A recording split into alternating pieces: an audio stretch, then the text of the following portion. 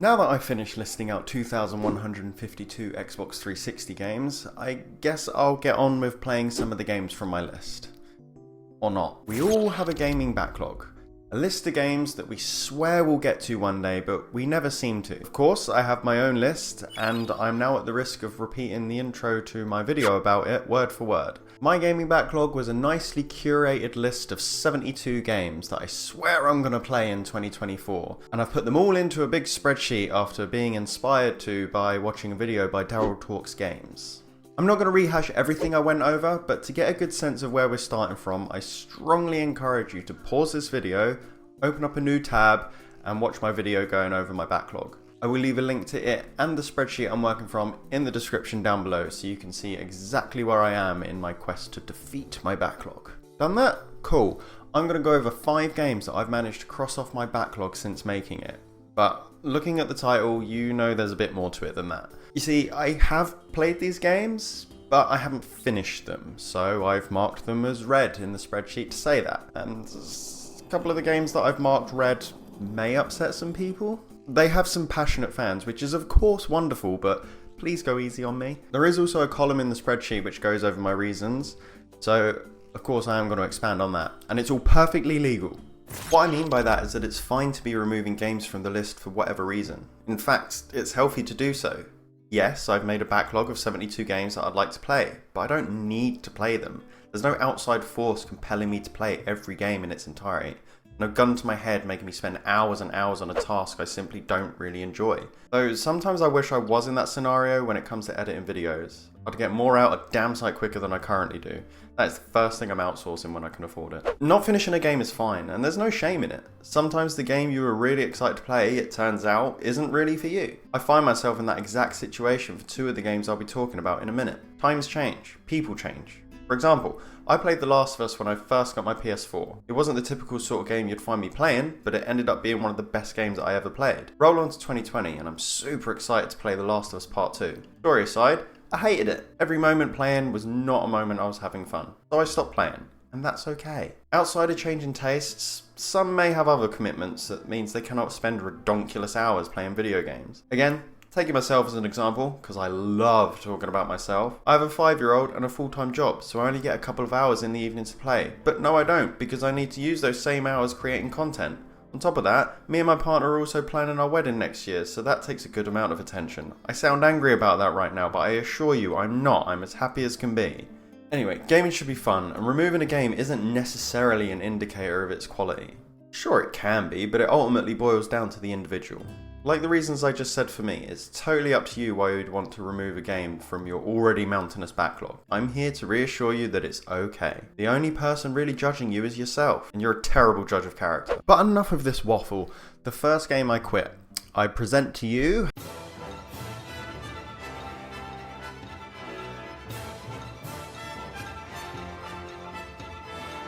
Ni no Kuni, Wrath of the White Witch is an absolutely beautiful PS3 era JRPG. The remaster was released on PS4 and yep, it's more beautifuler than before. Level 5 worked with Studio Ghibli to produce a game with Ghibli's signature art style that fans across the world know and love. It has memorable music that one could listen to going about their day to day, as you can expect from a lot of JRPGs, and a small, variable cast of characters that are a joy to spend hours and hours journeying with. Characters that make you feel what they're feeling and make you laugh. It's a fantastic game. This must be strange to you. Here I am singing the praises of this game, yet I marked it as red and crossed it off my list. Well, if you divert your attention to this column here, named Reason Dropped, you will see completed on my previous PSN account, just not feeling it. I've played this game before. Hell, I've even got a review of this game on my channel. One of my better videos, I must add. The PSN account I'm using on my PS5 isn't the same one I was using on my PS4. And I briefly mentioned this in my first backlog video, but I didn't want to dwell on it too much then. It would just make me angry, but Sony needs to sort their shit. That's a story for another time. Unless they're trying to get back at me for setting my PS4 on fire. Again, a story for another time. I added Ni no Kuni Wrath of the White Witch to my backlog because I wanted to finish it on my new account, so I still have a record of it being finished. However, I really just wasn't feeling it at the time, so I said to myself, how important is it really that I have a record of finishing it? It's not like I'm making a point to show it to other people. I don't care if anyone sees if it's completed or not. No one else really cares about that anyway. So I dropped it. An absolutely wonderful game, and one that any JRPG fan should experience if they haven't already. And if you're still on the fence about it, then you can watch my review that I've got. I'll leave a link to it in the description down below. Just beware of spoilers. If an amazing JRPG like Ni no Kuni can be booted from my list, then no game is safe. Not even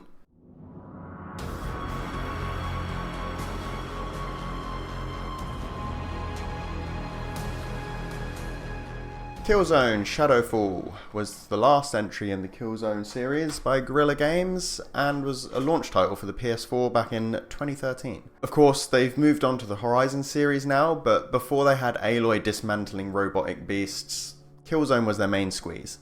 Honestly, I don't have much to say about this one because I only played about an hour or so before throwing in the towel. What I can say though is that visually this game is stunning. Even now it holds up surprisingly well. Sure, you can see the limitations of the time with developers working on new hardware, and there were big advancements made throughout the PS4's lifetime, but come on. For a launch game, this looks fantastic. That's where my praise ends though. My notes here says, movement felt clunky and slow, combat didn't feel exciting, and the intro to the game was painfully slow and dull. That sums up my thoughts pretty well. I'm not suggesting this is a bad game. If you're really into the Killzone games, then more power to you. I'm glad you find enjoyment in them. For me, the introduction to this game was not one that sucked me in. On rails at a snail's pace. Even when the game opened up, I felt like I was trying to control a backpacker trudging through custard. Call of Duty campaigns usually feel good for me to play, and that, for better or worse, is my benchmark on what a good first-person shooter feels like. No, Killzone Shadowfall is not Call of Duty, and that's on me for going into it thinking I might get a similar experience. It is what it is, and I didn't care for it. It's off the list.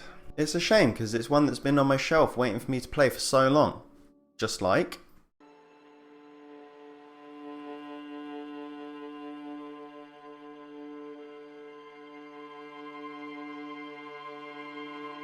Disco Elysium is a CRPG released in 2019 by Zaum. I think that's how you say it. And it follows the adventures of a hungover cop in a murder investigation. This is one of the two games on this list that worries me because the fans are really passionate about it. Disco Elysium has a unique art style to it, opting for a watercolour look. In my mind, I associate watercolour with bright colours and happy or calm feelings. My mistake. That's not the tone that gets set by Disco Elysium at all. It's depressing. A lot, and I mean a lot of work has gone into the world building and lore of this game. There are a few base builds you can start your character with, and an almost infinite amount of possibilities and branches to take in your playthrough. I guess that's par for the course of any CRPG, but what sets Disco Elysium apart from other games in this genre is its non-combat gameplay, and its setting of Revachol, a somewhat dystopian communist region of the world. 7.8 hours is what I managed of my playthrough before I threw in the hammer and sickle. My reasons I gave here are the shortest I've written and simply says, gameplay is too slow, spend a long time getting nothing done. I'll be honest, I should really expand on that because there is a little more to it.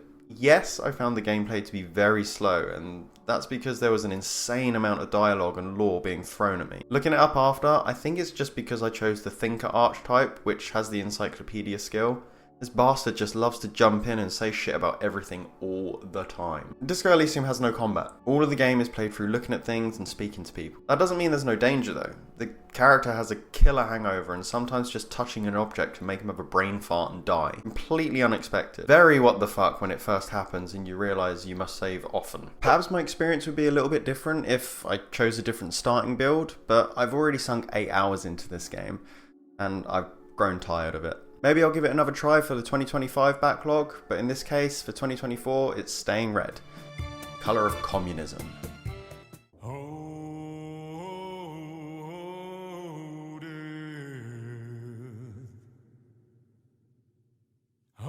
Man of Medan is the first game in the Dark Pictures anthology released in 2019 by Supermassive Games. The Dark Pictures anthology is a series of games released annually, consisting of a variety of spooky adventures that all take place within the same universe. Supermassive Games built upon the success of Until Dawn, released in 2015, to come up with 4 games that play largely the same, though much shorter in length. Of course, these games weren't going to be the same length as Until Dawn. They put in the groundwork and have yearly releases of smaller games, which I appreciate. The first of which was Medan, and comes in at an estimated length of 5 hours, and is a thoroughly enjoyable and unnerving ride. Just as they did in Until Dawn, Supermassive Games captured the likeness of the real-life actors portraying the cast. It could look a little wooden at times, with micro-expressions not being conveyed too well, but overall the presentation is great, along with the performances. I think the story being told in that 5 hours is captivating. Plenty of moments when your choices really matter, with the final outcome being that everyone survives, no one survives, or any number in between. Because what everyone is seeing in the game is pretty easy to work out early on, but that never took away from my enjoyment. If anything, it kinda added to the horror. Personally, I find some things more scary when there is an explanation to what's happening, but the characters in the story are completely powerless to prevent shenanigans happening. The story kept me hooked throughout. Hang on a second, this is games I've removed from my backlog without finishing. How is it that I'm talking about loving Medan's story all throughout, when looking in the spreadsheet, the evidence clearly says that I haven't played the game at all? Is this one you played on your last PSN account?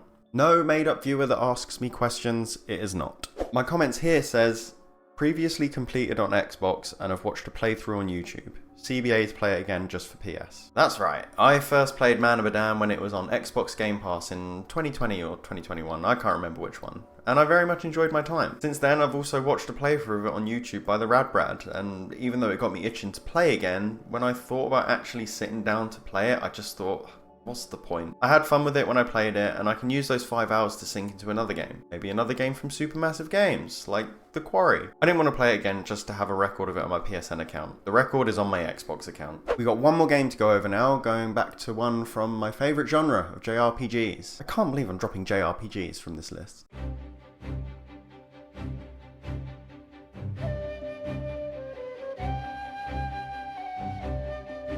Octopath Traveler is a JRPG released in 2018 by Square Enix, sporting their signature HD 2D style. And it is the other game on this list that I'm seriously scared about.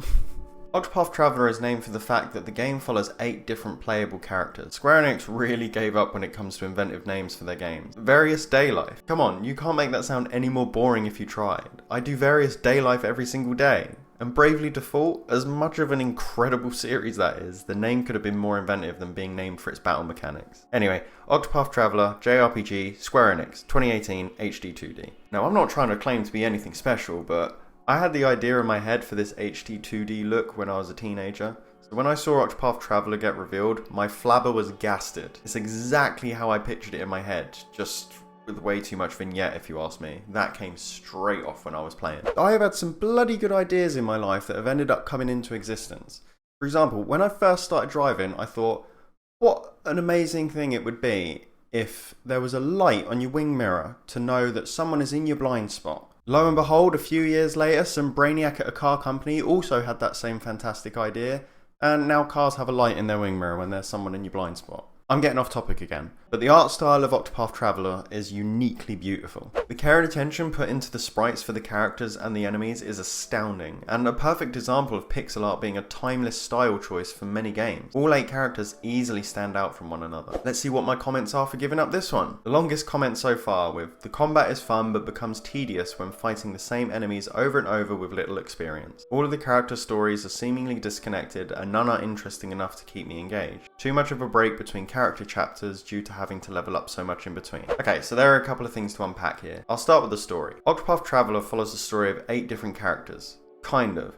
It more follows 8 different characters' stories, though whether or not they come together as one in the end, I have no idea because I stopped after 7 hours. You start with any character of your choosing and can venture off in many different ways. It sounds like a great idea, but to get to the next part of a character's story, you need to reach a specific level or have completed a chapter for all 8 of the characters. My issue with this is that there is so much time in between the characters' chapters that I can't remember what's going on and I've now lost interest. Personally, I would have preferred to have played through my initial character's story while still picking up the other characters along the way and then move on to the next person. I guess doing it that way would mean I would be overpowered when getting to the next character. Though that still might not be the case, which brings me to my other gripe with the game. The combat system in this game is fun. Really fun. But the fun factor wears off when you fight so many of the same enemies so often that you don't need to think about every battle and just follow the same steps each time. Also, the amount of experience gained is minuscule, making it rather slow to level, meaning it pads out the time between moving to the next stage in a character's story. Boss battles certainly take some more thought to overcome because of this, but I would like to have my brain working through the whole game. Like I said with the others, I'm not suggesting Octopath Traveler is bad.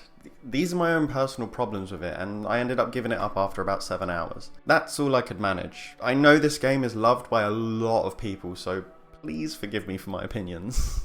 Believe me when I tell you that I do, in fact, like playing video games. I just didn't want to play these 5 anymore. No, it's not cheating to remove them from my backlog. If I hadn't removed them, I'd be cheating myself out of having fun. I may not have mentioned it in my initial backlog video, but I have been preaching it in the comments. Fun is of the utmost importance of this whole project. It's the biggest part about everything. It's why gaming exists in the first place. Fun will take priority over everything else in this project. Also, something I want to make abundantly clear, I'm not suggesting that any of the games that I've said in this video are bad. Far from it. They're absolutely not bad games. They're all beautiful in their own way, they have great sound design, and you can tell that they've all been made with the utmost care and attention.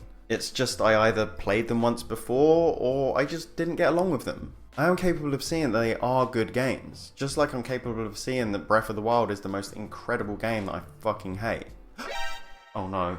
Let me hear from you. Which games have you added to your backlog that you ended up taking off for whatever reason? Which games and what reasons? Let me know in the comments. Thank you for giving me your attention. If you liked this video and haven't seen my video talking about my 2024 backlog and how I plan to defeat it, like I asked you to earlier, you can see that by clicking right here. Thank you so much for watching, and I'll see you over there in a minute. Bye bye.